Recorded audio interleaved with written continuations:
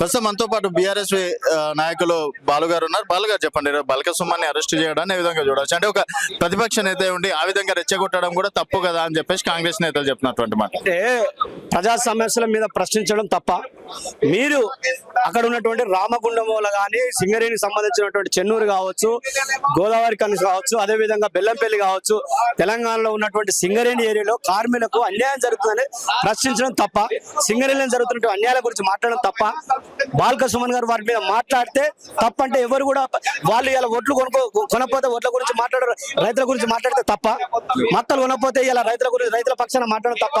ఇలా కాంగ్రెస్ పార్టీ అధికారానికి వచ్చినాక 3 సంవత్సరాల నుంచి పూర్తిగా అన్ని అంశాల్లో ఫెయిల్ అవుతుంది. ఇలా చాలా ఇబ్బంది పడుతున్నారు. తెలంగాణ రాష్ట్రం వచ్చిన తర్వాత కేసీఆర్ నాయకత్వంలో 10 సంవత్సరాలు తెలంగాణ ఏ విధంగా ఉంటే, ఈ కాంగ్రెస్ పార్టీ 3 సంవత్సరాలు అధికారంలోకి వచ్చినాక ఇలా రైతులకు ఇస్తున్నటువంటి అనేక హామీలు, రైతుల హామీలు తుంగలో దొక్కింది. అదే విధంగా ఇలా రైతులకు బోనస్ ఓట్లు కూడా, అదే విధంగా కనీసం పండిన పంట కూడా కొనలేని పరిస్థితి కదా. ఇలా ఒకవైపు ఒట్లు, ఒకవైపు మక్కలు, ఇలా అన్నమో రామచంద్రాన్ని వాళ్ళు కష్టపడి పండిస్తే అకాల వర్షాల వల్ల నష్టపోతున్నారు. ఇలా నష్టాల గురించి మాట్లాడితే వాళ్ళ మీద అక్రమంగా కేసులు పెట్టడం ఇలా ఈ ప్రభుత్వానికి. ఇలా రాష్ట్ర ముఖ్యమంత్రి ఆయన్ని, రాష్ట్ర హోంశాఖ మంత్రి ఆయన్ని, హోంశాఖ మంత్రి తన దగ్గర పెట్టుకొని ప్రశ్నించిన వాళ్ళ పైన కేసులు పెట్టి అక్రమంగా అరెస్ట్ చేపిస్తుండ్రు. ఇది జగదు.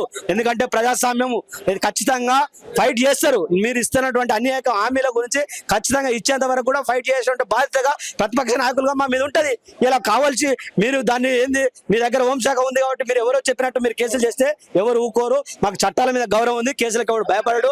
ఎందుకంటే తెలంగాణ ఉద్యమంలో ఆనాడు బాల్క సుమన్ మీద అనేక కేసులు జరిగినాయి. ఆనాడు భయపడలే, ఈనాడు భయపడం.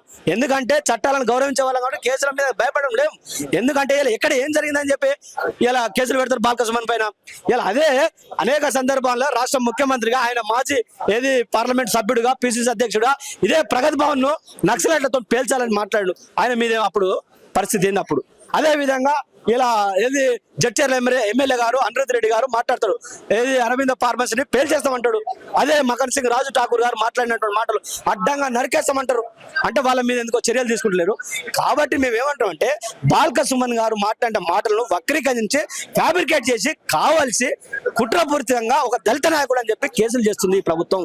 బాల్క సుమన్ గొంతు నొక్కాలని ప్రయత్నం చేస్తుంది. ఇది తగదు. ఎందుకంటే ఒక ఉద్యమ నాయకుడుగా ఆనాడు నుంచైనా ఈనాడు వరకైనా ప్రజల పక్షాన కొట్లాడే నాయకుడు కాబట్టి ఆయన నెట్టి పరిస్థితులు అడ్డుకోవాలని అనేక కేసులు పెట్టాలని ఒక కుట్రపూరితంగా ఒక కుట్ర చేస్తుంది. కాబట్టి ఈ కుట్రలను తిప్పికొట్టడానికి తెలంగాణ ప్రజలు గమనిస్తారు. ఖచ్చితంగా రానున్న రోజుల్లో ఈ కాంగ్రెస్ పార్టీకి ఖచ్చితంగా బుద్ధి చెప్తారని చెప్పి ఈ సందర్భంగా తెలియజేస్తారు.